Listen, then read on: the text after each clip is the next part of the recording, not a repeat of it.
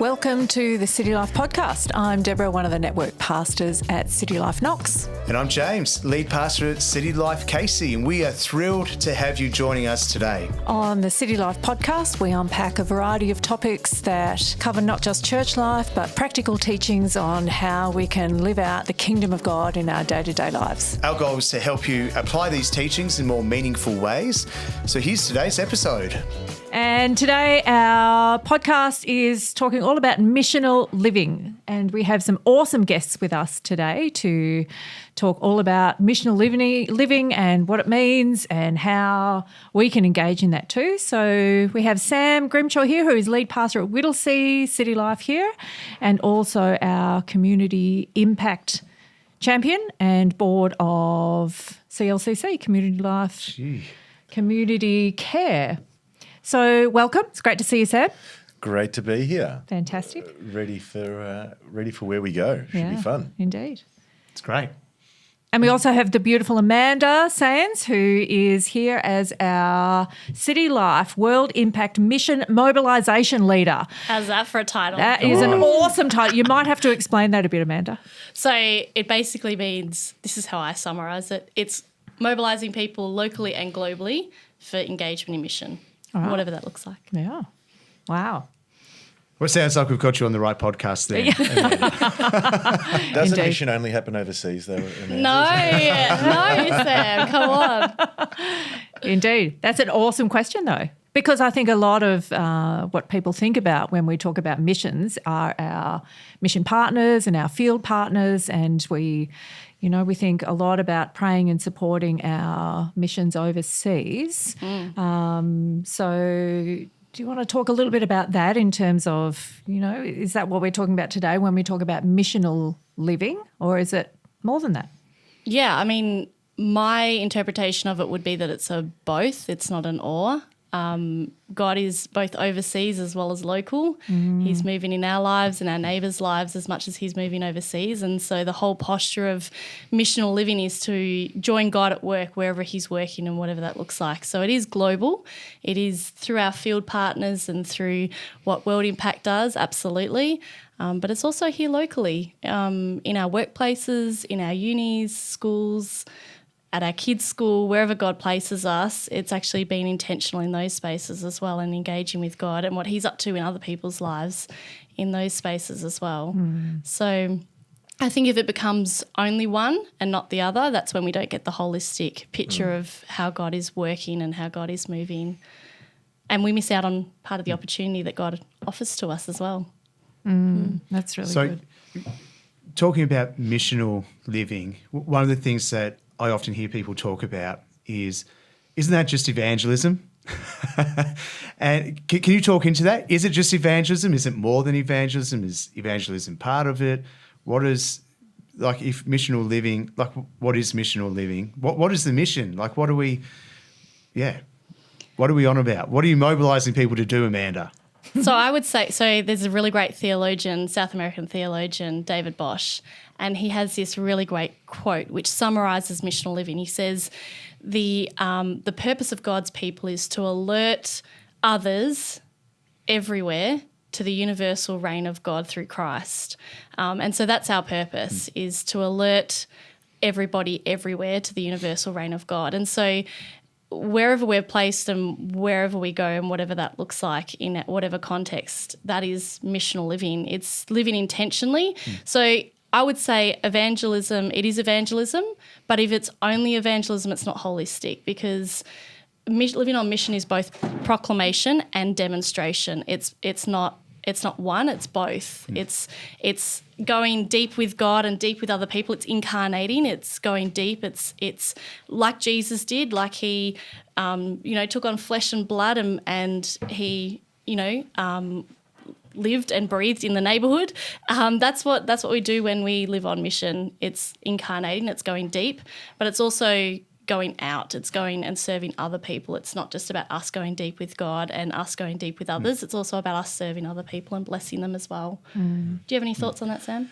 Yeah, I think evangelism, when you've been in church for a long time, at times we can boil it down to exclusively proclamation. Yeah. And even boil it down to street preaching. So it's evangelism is standing on a soapbox on the corner of Flinders Street, Come on, yelling at people. Like that's what we see evangelism as. Whereas I think we want to go broader than that with missional living. It's how does it become all of life? And I think it's not about adding extra things. So I think sometimes evangelism can be seen as something that we bolt onto life. Yeah. And it's another thing. It's like a program or it's something that we go and do on a Friday night. Yeah, I've got to add something else into my diary. Whereas missional living, when we want to live on mission, it's actually how does it just become part of who I am and what I do? And so we look at the Great Commission, and Jesus' encouragement is to therefore go and make disciples. Is that go is could be translated and as you go, as opposed to go somewhere. It's as you live life. This year at City Life, our whole idea around bringing kingdom life is bringing kingdom life wherever we are. Yes. And so whatever we're doing, whoever we are, whoever we're around, how do we infuse kingdom life and kingdom values into that? So when I'm doing my shopping, when I'm picking my kids up from school, when I'm taking my kids to karate or soccer training or whatever it might be, wherever I might find myself, when I'm chatting with my neighbour, how am I allowing God's kingdom to reign, or how am I pointing people to God's kingdom reign through Christ in those moments? So it's not adding extra things to life, it's including Jesus in everything that I do so that other people can taste and see and know that he is good. Yeah, it's really That's good. great. Do you have some practical examples of how you guys have done this?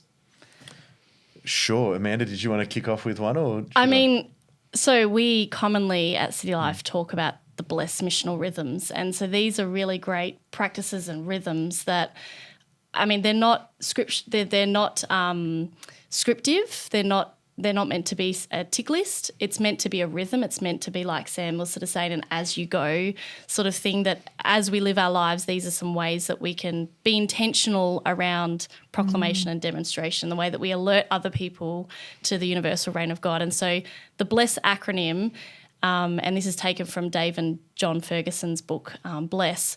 So the first letter of the acronym B stands for begin in prayer.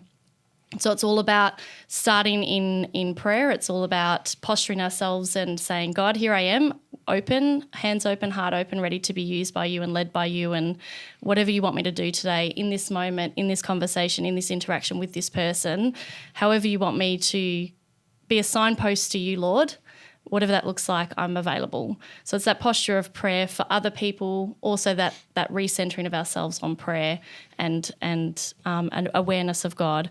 Then the L is listen. And so it's listening to God and listening to the Holy Spirit, following his lead, but it's also listening to other people, because often people will speak things or say things and the reading between the lines and actually having that natural curiosity about other people. Like I have a really great saying that I live by, and that is every person is a new door to a different world. And so when we have that posture of listening, it's that curiosity about the other person, the other, actually saying, you're a new door to a different world. Let me have a bit of curiosity about you and let me learn to listen really well, ask really good questions, be genuinely interested, not listen in order to answer, but listen because I actually genuinely want to get to know you and I want to build a relationship with you. And if God, the creator of this universe, cares so much about you, let me find out about how he's working in your life as well. So that's the L, is listen. And then the third one is eat, which is, like Jesus did wherever he went. It's the vulnerable act of eating with other people, sharing a meal, sitting down. There's something beautiful, I believe, that happens and is transferred as you share a meal with people. There's a bit of life transfer that happens in that space. And I do think that that's probably one of the principles why God actually made us as beings that needed food, because it does bring us back to that central space of sharing in eating together. And so there's the opportunity often that has through conversations over a meal, just to, again, be a really good listener, be a really good person to ask questions and have a bit of curiosity and let other people listen to your story and listen to your life as well. And then the first S is serving. And so this is all about serving is all about serving intentionally, serving with the other person in mind. It's not random acts of kindness. I think Christians are really good at doing random acts of kindness because it makes us feel good. And I'm talking about myself here more than anyone else, because sometimes we do, don't we? We just want to go and just like, hey, we just want to do a random act of kindness and we've been a good Christian today, gee. But actually listening for long enough to actually understand how you can serve that person really well with intentionality in a way that's really going to bless that person. That's where I think impact is made, when we serve the other person well. And then the final S is share your story. And so this is the posture and the opportunity, I guess, just to simply be a signpost to Jesus through our conversations. And so through the other missional rhythms of bless, through beginning in prayer, listening, eating, through serving, we'll also know how to share our story in an appropriate way that person will receive the good news of Jesus in a way that's going to actually be helpful for them. So if you identify for someone that you're talking to, they're a bit anxious, they're a bit worried, there's an opportunity there for you to introduce them to the Prince of Peace, to share about a time in your life where you experience peace through God.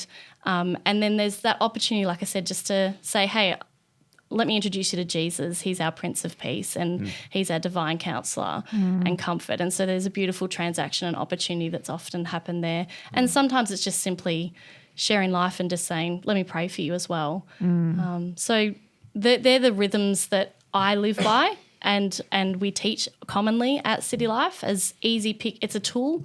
It's an easy way to sort of pick up and engage in that missional rhythms. It's not a tick list though. It's meant to be an as you go. So in that not a tick list, are you saying that you don't do those things in any particular order, or there's a particular order that you think it should go to be more effective? Beginning in prayer is obviously a good place to start. But, sometimes you get going in your day and sometimes to share the story comes up first before you've even had an opportunity to say, hey, God, how you doing today? So I think sometimes it's just being aware of being intentional around those rhythms. And look, it may start as a bit of an intentional tick list. It may start as a diarised item to be like, okay, I'm going to start my day and beginning in prayer. Okay, I'm going to be intentional at some point to listen. And so having those practices in place and those rhythms at the start might help you find that rhythm and those habits, because what you're trying to do is form habits over a period of time. So, Sam, you shared a story earlier on today. I reckon that ties in perfectly with this blessed rhythm. Yeah. And so, the story you're referring to is our family, we go do our weekly shop at a local farmers market. And so we've been going to the same place probably for the last 18 months, and we always go and buy our veggies from the same place. And over that time, we've built up a great rapport with the farmer, so the guy that actually does the farming there. Really good guy. You get to that conversation, oh, what do you do? And I'm like, oh, I'm a pastor. He's like, oh, really? Wow, okay, what does that mean? And you sort of unpack that. And so now we're at a point where he'll quite often ask me, oh, so what are you preaching on this week? And so I'll give him a rundown of my message and we have a quick chat. I love that. It's so pretty bizarre. And it's really interesting actually trying to convert a message for your church to a message for someone that's not from church. In 5 minutes. Well, not even. I've got 2, right? Because there's someone else that wants to pay for their veggies behind me. But about a month ago, just came to a crisis point for this guy. And I was actually able to be there and support him. Be there in a moment of vulnerability where he needed someone, and he felt like that we'd built enough rapport for him to be able to trust me. And we spoke for like 20 minutes about some of the wrestles that are going through and some of the challenges. And really, all I did was listen. I didn't do food. I did coffee. So pretty close, we did coffee, food. My husband would agree. Eat and drink. In Melbourne, that's all you need. We listened. We had coffee. I listened. We had coffee, and in doing that, I was able to pull him away from his needing to serve people for a little bit of time, and simply just said, "Hey, would you mind if I prayed for you?" Yeah. And his response was, "Oh, I used to pray with my family all the time, but I can't do it anymore. I don't know how to pray anymore." I was able to say to him, listen, doesn't need to be fancy words or anything deep. It's just like, God, can you help me? It could be just really simple. And I said, and whilst you're struggling to pray, I can pray for you. So if you actually send me a text message and tell me what you'd like me to pray for you, I'm happy to do that if you don't feel like you can do that for yourself. But I'd love you to be able to do that for yourself again. That's awesome. And so just stood there and prayed with him in that moment. I love that. And yeah, it was just a great moment in our relationship. Yeah. But you make a good point too. You've already built a relationship and then, listened, already had that along the way, like day by day or week by week interaction, building that relationship. And I guess the challenge for us as Christians is sometimes we can rush ahead and we make it all about a conversion or an invitation to a church event, when I guess what does it look like for us to genuinely invest in a relationship without an ulterior motive? Yeah. And I would love to see this guy come to know Jesus. I would love to see that moment where that can happen, whether that's me, whether that's someone else, whatever. I'd love to see that. But I'm invested in that relationship because I'm invested in that relationship and want to be able to point him and show him what the kingdom of God looks like, not just because my goal is to have him become a Christian. And that's So it sounds like I actually had this as one of my questions for today, which was like, are we going after a specific outcome? Like in evangelism, it's like when you're doing evangelism, yes, we want souls saved. Yeah. And I think in missional living, the way that you guys are describing it, it's more around our personal responsibility to share. Right. And so it's not dependent on how someone else responds. It's more on how am I living in this world? Yeah. Is that sort of what you're... Yeah, it's an act of obedience. It's like God is both the sent and the sending God, and we're the sent people of God, in that you see that all the way through the scriptures, right? Where from the very creation account, God is sending himself into creation. And then you see in Exodus, God sending out the Israelites and towards the promised land. You see all the way through scriptures to this crescendo moment in the New Testament where God sends his one and only Son, and then God the Father, God the Son send the Holy Spirit. And then they send us. So there's this beautiful picture and this beautiful understanding and this beautiful invitation that we actually get to be part of God's redemptive purposes and plans here on earth. We actually get to be part of, even in our brokenness, in our flaws, in our failures, God is the God that works all things together for his glory and for his purposes. And so I just think there's a really beautiful invitation there for all of us to participate and to be actively involved and to, out of obedience, respond to the God who's both the sent and the sending God as the sent people of God. So, I just think that we've got this really beautiful invitation to respond to, and that, we're always invited to be in that space with God and to respond however he wants or whatever he's asking of us in that moment and whatever that looks like. But there's not a particular outcome or a measurable. And this is probably what makes missional living so challenging in the way of scorecard for a lot of churches, because we do like our metrics, right? Especially in the Western world, we like our metrics. And so, but missional living it's a posture of the heart, and it's an outworking of our whole being. And it involves family. It infects everything. So it's when we allow God to transform us and through us transform other people. Yeah, I don't think anyone likes being in a friendship or relationship with someone when there's an ulterior motive as to why they're in that. There are, pyramid marketing schemes. It's what it can end up feeling like is that I'm just a friend with you because I want to sell you something. And I don't ever want to cheapen the gospel or Jesus to something that I'm trying to sell to someone and trick them into a point where I can go, oh, well, here. I want it to be something genuine that I live. And that doesn't exclude evangelism. I think evangelism is incredibly important. But I think in the context of what we're talking about with missional living is it needs to be from a position of genuineness, care for someone, and actually just wanting to be friends with them because that's what we should do. I remember talking about it years ago. I think if we boil down the Christian life a lot of the times, we can make things really complicated and bless rhythms and everything. They're great.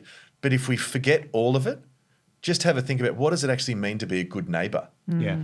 And if, as Christians, we actually recaptured the art of being a good neighbour, Right. we'd go a long way to seeing a lot more people knowing the good news of the kingdom. Because I think that's, if I can love my neighbourhood well, Yeah.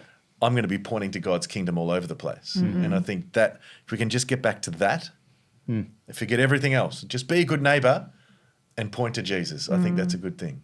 It's really encouraging what you say, because it's a lot of what I hear from people is they're so busy these days and doing something that they consider to be an extra thing. What else am I required to do? This isn't an extra thing. This is a way of life and a posture of the heart to really listen to God, what he has for you in any situation, you know, with all your interactions. So it's not an extra program, an extra something. It's an attitude of the heart. It is. And I think it's also really important to remember that, as we live on mission, it is a very clear invitation for us to step into. It's a very clear opportunity for us to step into. But we can't be arrogant enough to assume that we're the saviour of the world. Jesus is that. And he's already working. He's already at work. And so the pressure is off us. The pressure is completely and people rejecting us is not actually them rejecting us.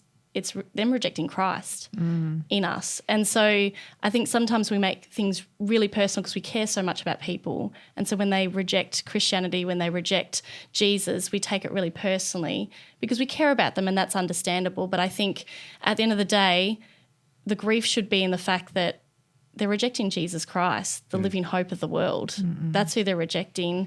And there's a prayer opportunity there for sure. But I think remembering that God is already at work in that person's life, remembering that our opportunity is simply to join God at work in that person's life, remembering that it's an as you go, remembering that all these blessed missional rhythms and other things that we might use are meant to just simply support that activity. That's all it is. It's not meant to be complicated. So what does it actually mean then that God is already at work in their life?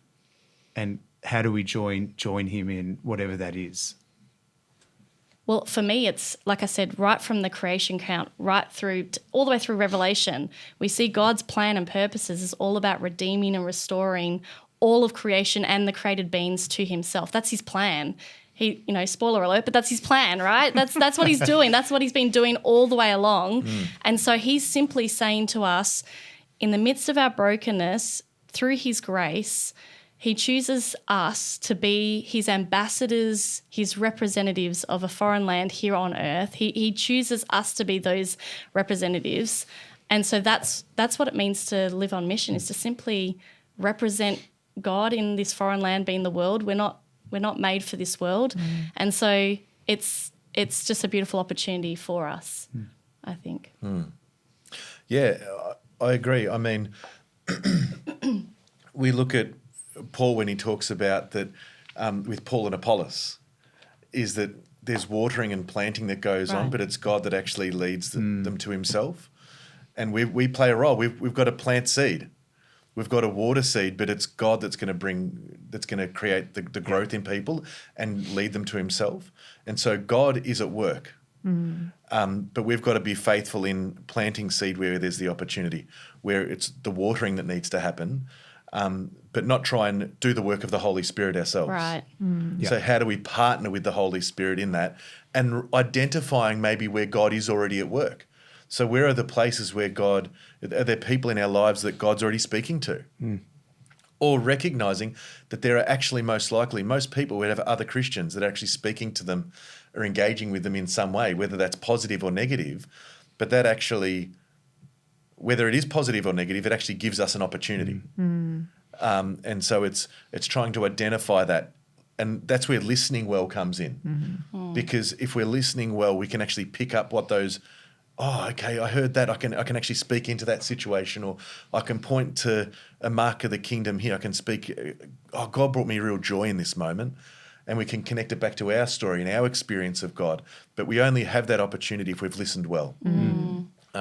So I think listening well is an incredibly important posture, because we're so want to speak and to share our opinion and our point of view. I think people are starved of having being listened to well. Right. And if we can show genuine interest and genuinely listen to people, that's going to position us in a unique way to join in with what God's up to. Yeah. Slow to speak, slow to get angry, quick to listen. Yeah, absolutely. So back to another point we were talking about earlier about just being in this world and carrying what we are and who we are. I've been looking at Titus recently and had never seen this before, but you've got Paul writing this letter to Titus, who is a church leader on Crete. Crete being an incredibly ungodly place where they are known as liars and tricksters. And when I first read that, I'm like, gee, is that fair to put a whole people group like that? But you read the historical context that's what it was known as. And so countercultural, as a Christian, you are so the opposite of culture. But when you've grown up there's a tendency for them to lean into that as well. And so you see through Titus chapter 2, Titus chapter 3, Paul's encouragement to Titus is teach the church to remember what they're saved to, not because they need it for themselves, but so they can point to the difference that God makes in people's lives and that there's a different way to live. And so if we live in a certain way that's attractive to other people, because it's God's way, not because we think it might be what people want to see, but God's way is an attractive way to live. Like when we boil it down to living a life that truly exemplifies who Jesus was, like if we look at the Sermon on the Mount, if we look at, the marks of the kingdom that we look at here is peace, joy, bringing God's presence, healing, restoring relationships, justice. These are good things that are, even in our world today, are so countercultural. And so if we can live our lives in a way that elevate those things, like Titus in Crete and the Christians there, people are going to look at us and go, what is it? Like there's something there. Yeah. And I want that. And that does happen. Like I remember, be a few years ago now, but I remember I was at a party with a bunch of my friends and we were all Christian. And one of the guys that had come along, he wasn't a Christian. And I remember I was just standing next to him and we were just having a bit of a chat. He was having a beer, all that sort of thing. And he looked at the people on like the dance floor, and they're all like my Christian friends from my life group or whatever. None of them are drinking and they're all just having a great time. And he turned to me and he said, James, he goes, I want what they have. And he was just sort of reflecting on these guys look so free. They look so happy. They're not worried about anything, and they're not drinking. They're not taking drugs right now. And he was just like, I actually want that. I want that. Do you think that we sometimes forget how good it is to know God? We don't actually realise what it's like to live with. You were saying the marks of the kingdom. Like for me, I experience peace all the time, but I'm pretty sure a lot of people out there don't experience the peace or the joy or the presence of God like I do. Yeah. My wife Tanya's had a similar experience with a couple of friends over time where they've said to her, there's just something about you. Like you exude this real peace. And she's like, I don't feel peaceful at all. She's like, there's actually a whole lot going through her mind. She's worried. But there's something that she hasn't noticed herself, but they've noticed something. Yeah. Which... And that's missional living, hey? It's just living. Yeah. It is. And I think it's one of the things we have to be cautious of as Christians is we can hesitate engaging in missional living in the first place because we feel like our lives aren't worth sharing with other people, or like we don't have it all together. That can be a real roadblocker for a lot of people. It's like, oh, I haven't got myself together enough to actually live on mission and actually allow other people in. Yeah. And I think one of the things we need to do is be aware the fact that every opportunity is an opportunity to just simply be a signpost to Jesus. That's all he asks. It's not that we have everything together. He's not asking. He's not expecting perfection of us. That's good. But he's simply asking that we do become more like him as we do our lives and as we walk in his direction. And I hope that as we engage with people from 10 years ago, that we look different, that we act different to what we did 10 years ago, because we're more and more becoming like Christ.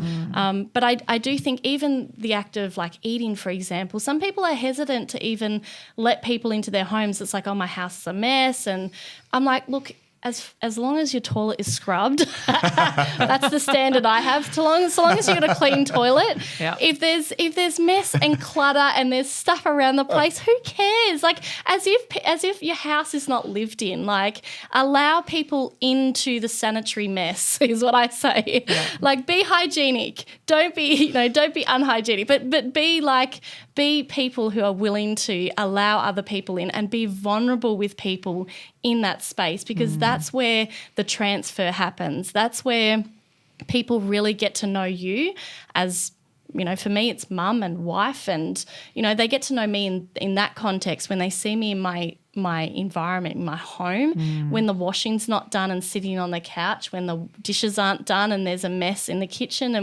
just having that inclusivity and allowing people into our lives is a big opportunity that I think a lot of us miss because we're waiting for things to be all together. Yes. And I think that won't come this side of eternity, and we've got to get okay with that. Absolutely. And I think it certainly encourages a realistic view of what the Christian walk is like. We are all people and we are all travelling the journey together. That's right. And we all fall short for sure. That I think sometimes there's a perception from outside the church perhaps that there is some, perfect something that we claim to be, which is so not true. It's a misconception, isn't it? That, the Christian walk is actually by the grace of God that we can day by day, as you say, grow closer to Jesus. But it's messy.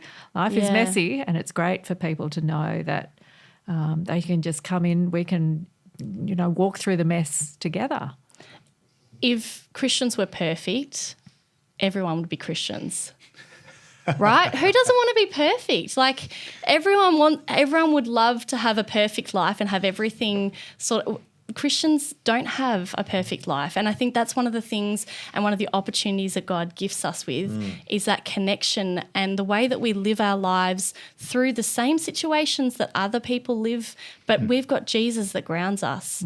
When we lose someone that's deep to us, we grieve differently. We look different in that space because we have hope in Jesus. So I think there's loads of opportunities as we do life to simply, like I said, be a signpost to God for other people by just being real. People don't want fake, altogether, facades. They want real.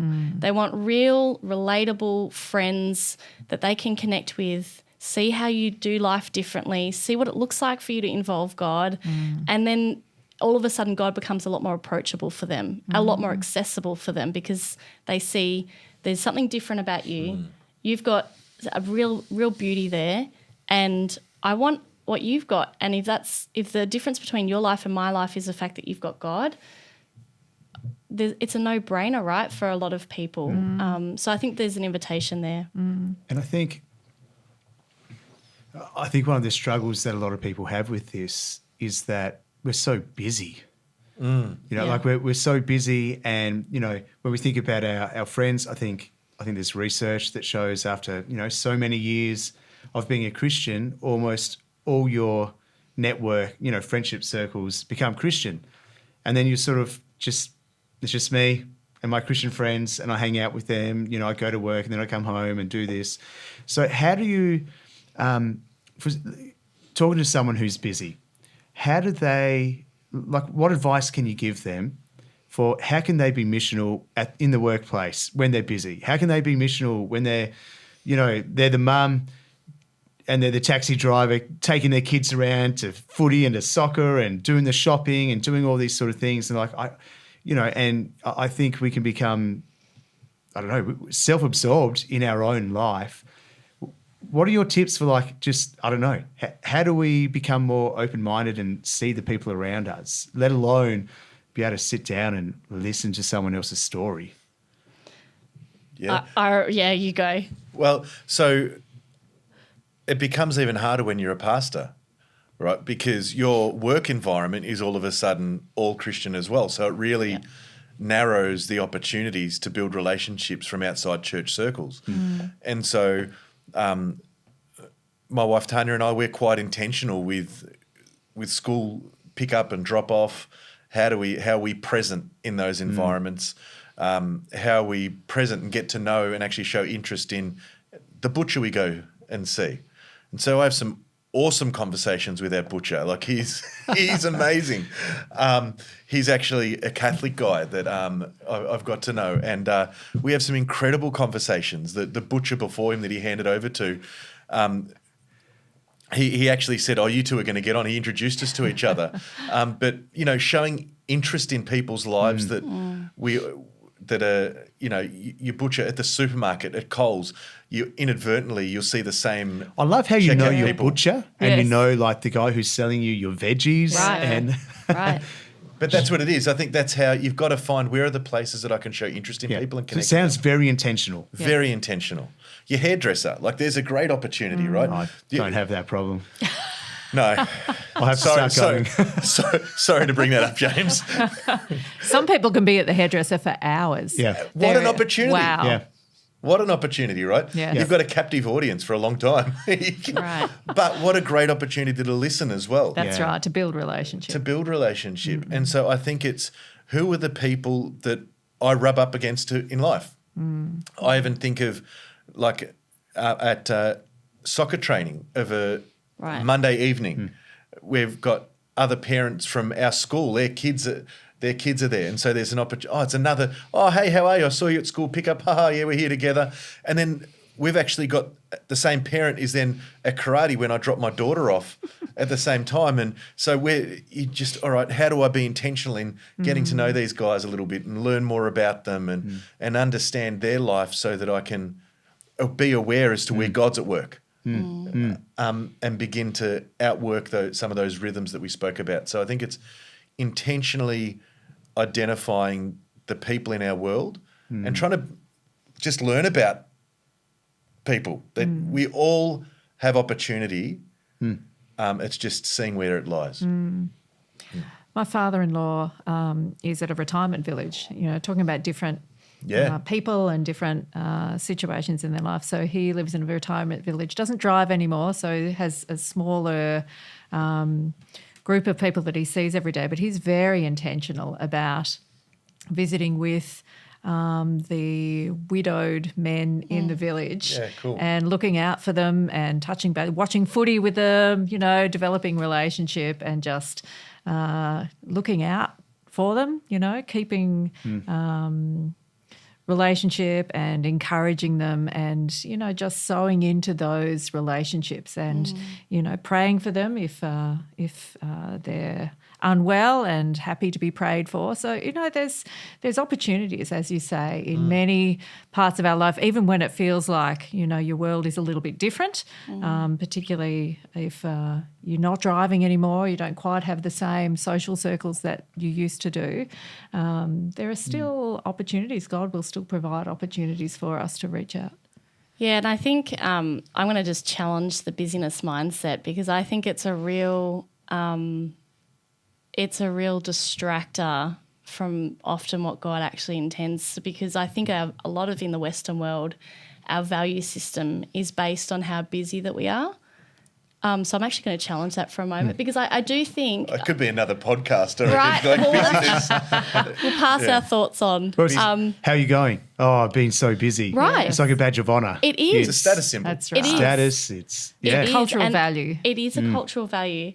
I actually think that without margin, you can't engage in mission. You have to have enough margin to be interrupted by the Holy Spirit when he says stop and have a conversation with this person. So when he says slow down in this space, for me at my same, I'm very intentional around school pickup and drop off. I've got loads of non-Christian mums and dads and stuff that I'm constantly connecting with because there's that mutual connection there with our kids. As I walk the dog, like literally having those opportunities. Dogs are a great missional opportunity. I always say kids and dogs are the best missional field because you just have so many opportunities because you're talking about something other than that person. There's a mutual connection there. But as you walk the dog, you know, the dogs stop and socialise. There's an opportunity there just to simply engage with that person. And, you know, I've formed many friendships over the years from finding people that are walking their dog at the same time. We end up going on walks together, meeting at the same time and going over to each other's houses, and we share life together. And these are people that don't yet know Jesus, and there's an opportunity there that blossoms often out of just those simply having enough margin in your life to engage in mission and being intentional in those spaces that God creates as well. And, you know, allowing Holy Spirit to interrupt your day. If you are so busy that God cannot get your attention in your day, I actually feel really sad that that's the situation. I think there's an opportunity there to recraft and rethink the good versus great opportunities in our lives, especially in church circles. There's so many good opportunities, but what are the great opportunities that God's calling us to? And is it always within serving the church community? Because one of the things about missional living is that, you know, when God actually calls and sends his church, he doesn't send his church to themselves. And that's something that we have to understand.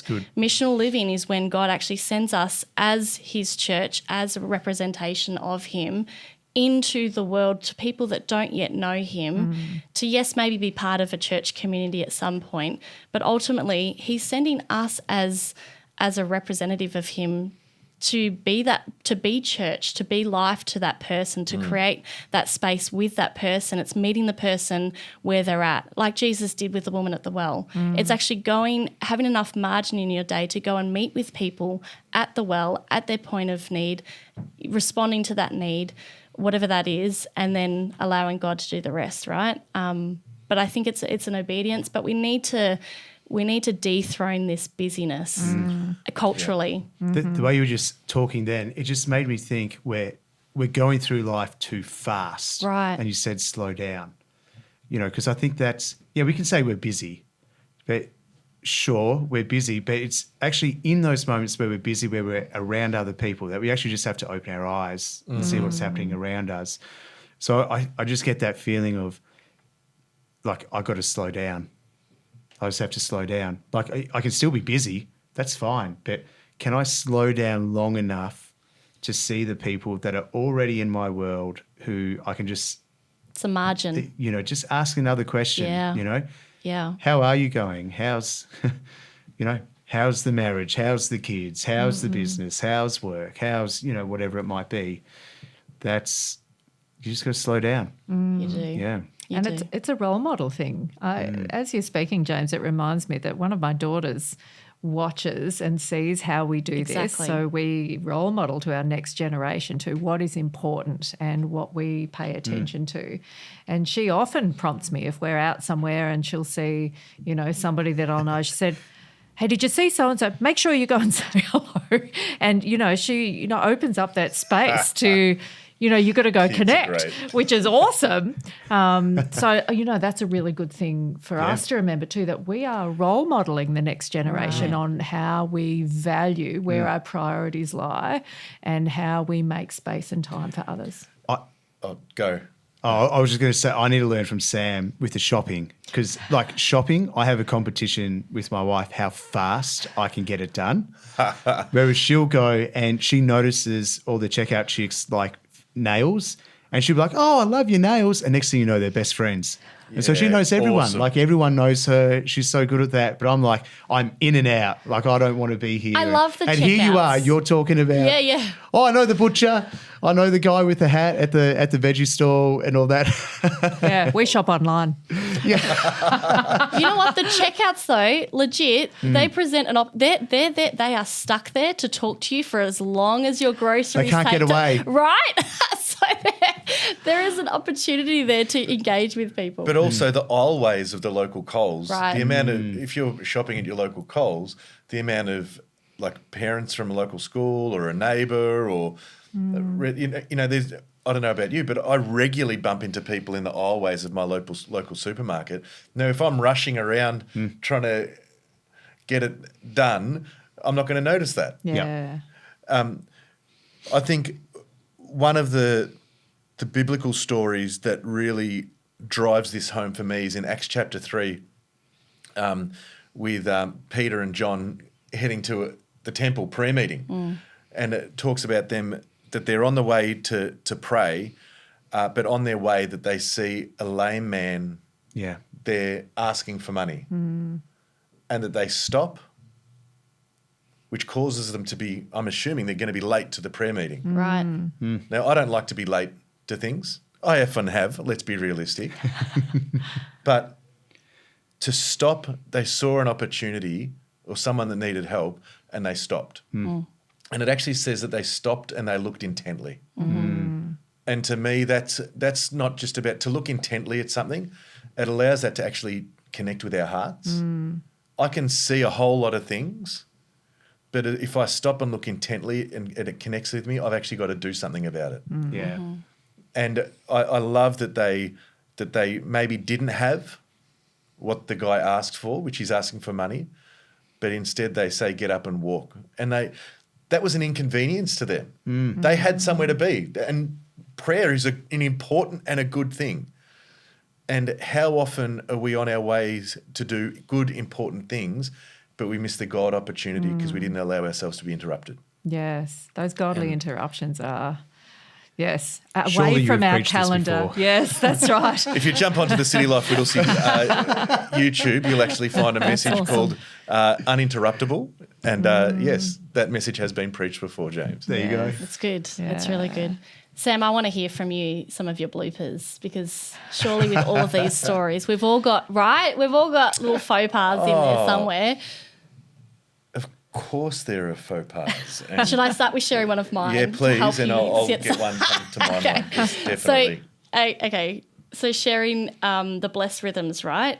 So one of them being serve. So I made the decision to do a random act of kindness. Don't recommend. Not a missional rhythm. It's still good. Come on, look, there's still lovely things to do. They are lovely things to do, but they're more about us than the other person. Anyway, so I made the decision to go. I was at the front mowing my lawns with my neighbour. And my neighbour was doing something in his house or whatever. And anyway, I'm mowing my front nature strip, and being a good little Christian, I saw the opportunity to mow my neighbour's lawn. I thought, oh, you know what? I'll be a really good Christian. I'll bless my neighbour. I'll go and mow his lawn, and that way he doesn't have to do it. Anyway, so I go over there and I'm all proud of myself mowing his lawn. Next minute, he comes out swearing and cursing and using all sorts of language at me, and I'm like, Uh-oh. what is your problem? I have just helped you out. I have just I have mowed your blessed lawn. you. Right, just receive the blessing, right? I'm like, I have just blessed you. Like, what is your problem?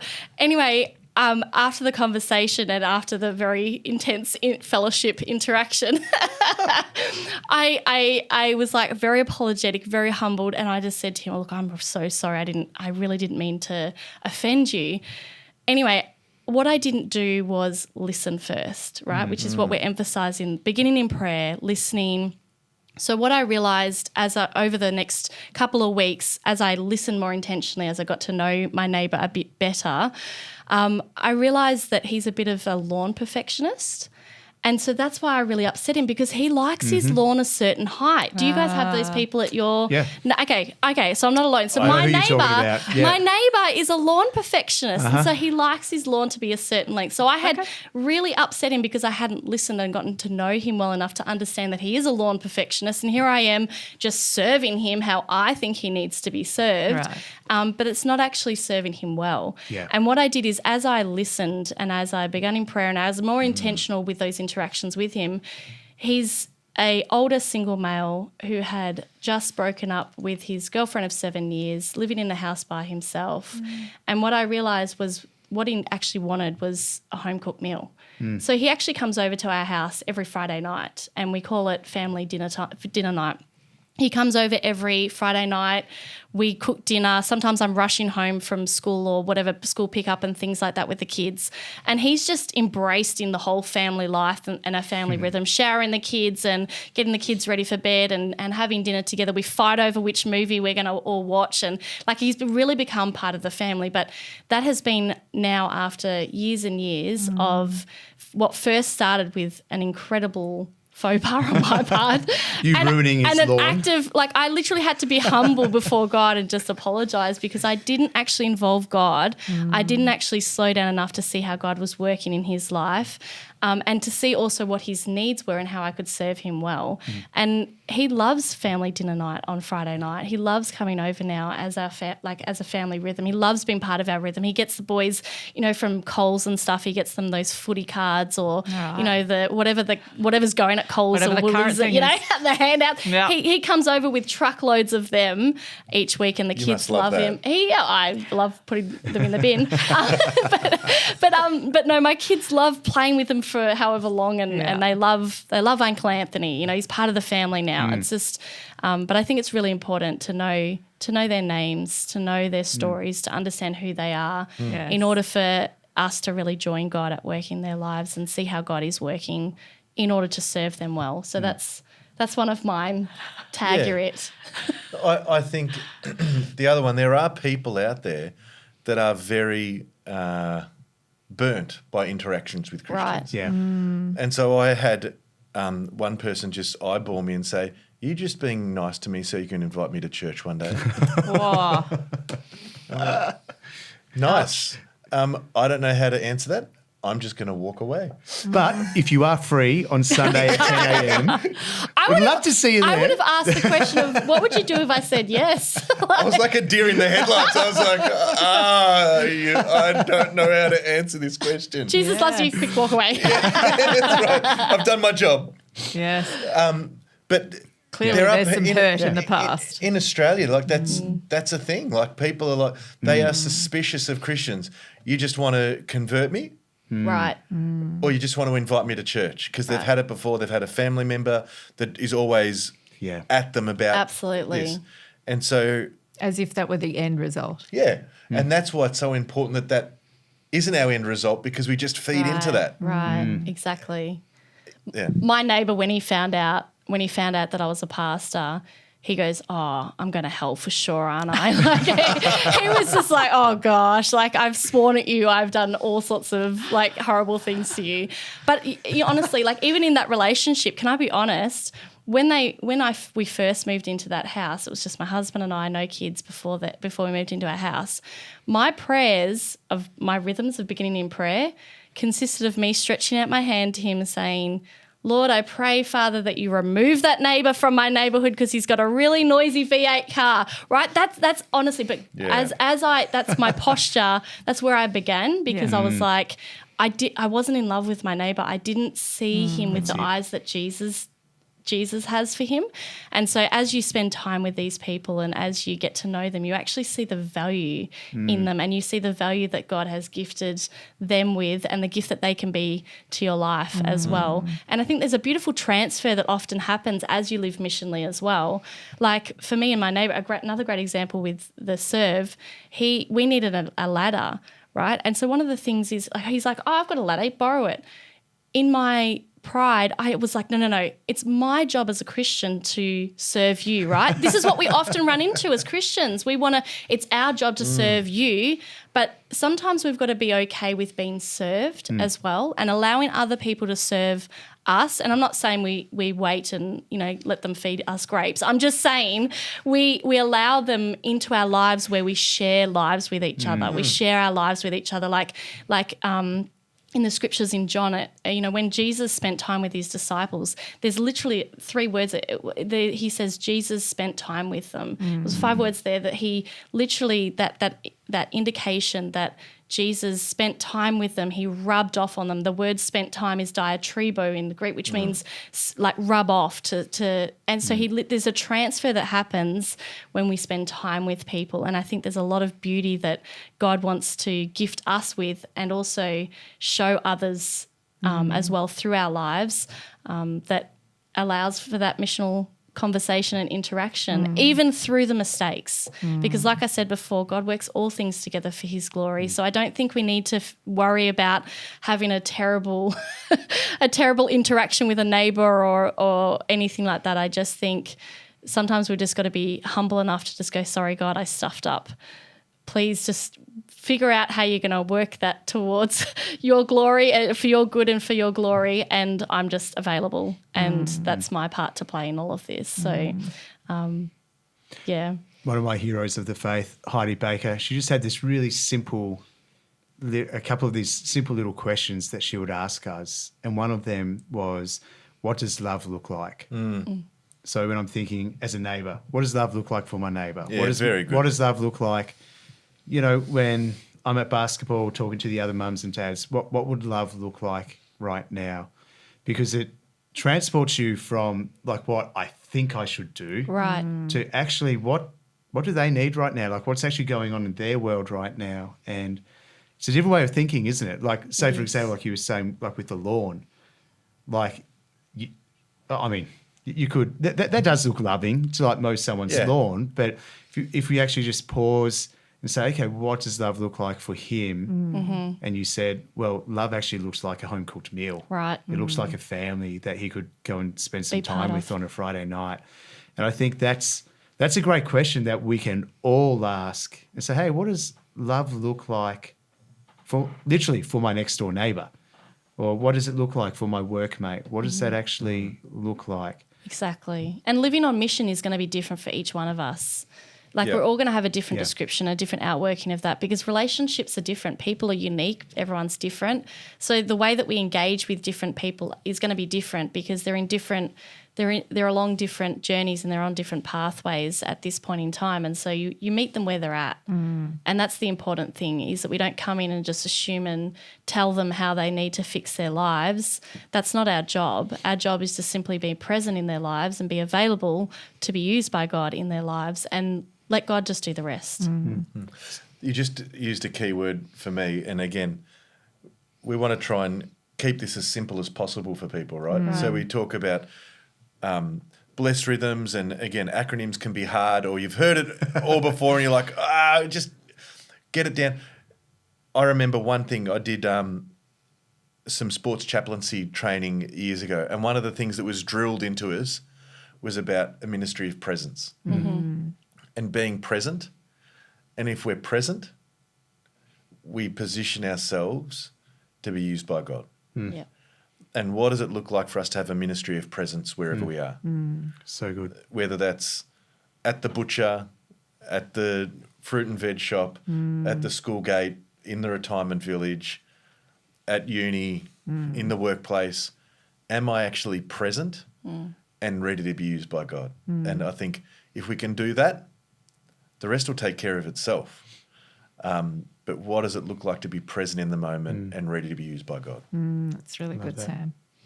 Are there any other resources that you can recommend if anyone wanted to read anything else or find out more about? Is there a course you might have put together? Maybe an Amanda, or something? advanced track.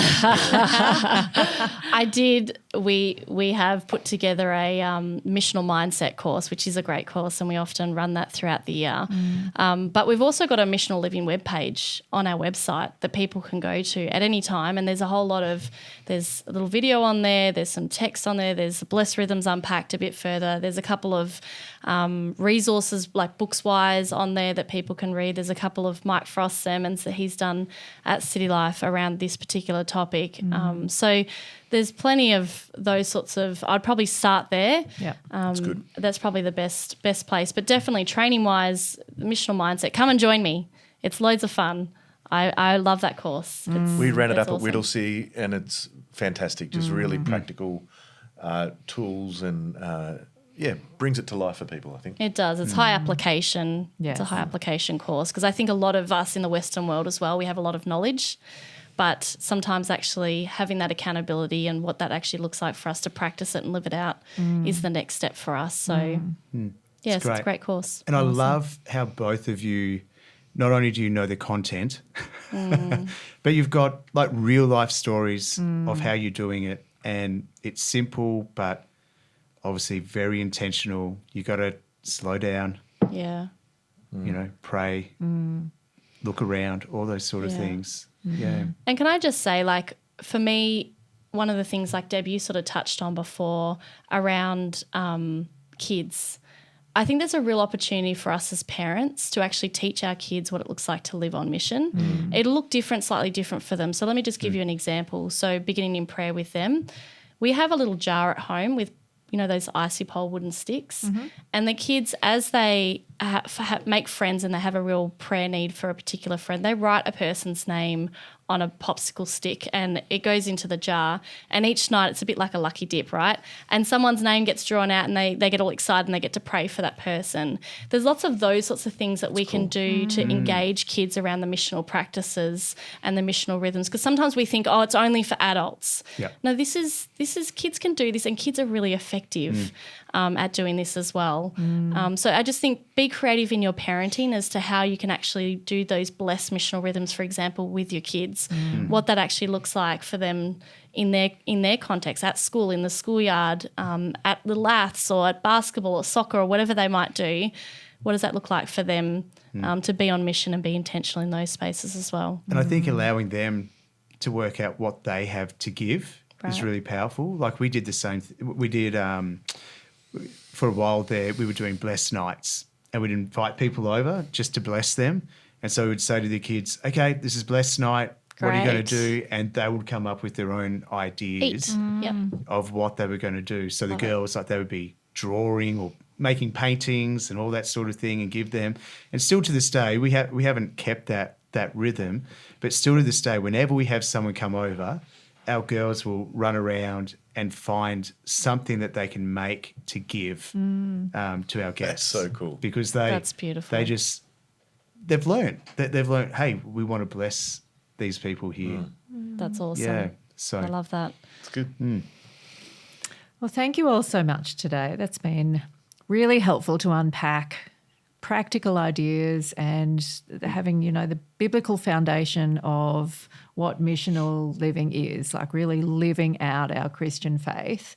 So I want to thank you all today for coming along. Thank you, Sam. Thanks, Amanda. Thanks for having James, us. you'll have to Deb, get to thank know you. your butcher a bit better. I I've think gotta we can slow all down. take that away. I've got to slow down. Okay. Yes, indeed. Thank you so much for joining us today. We hope you found today's podcast both interesting and really inspiring. If you enjoyed this podcast, we'd love it if you would share that with your friends and family. And you can connect with us on social media on all of our platforms at CityLifeAU or email us online at citylife.church. Until next time, take care.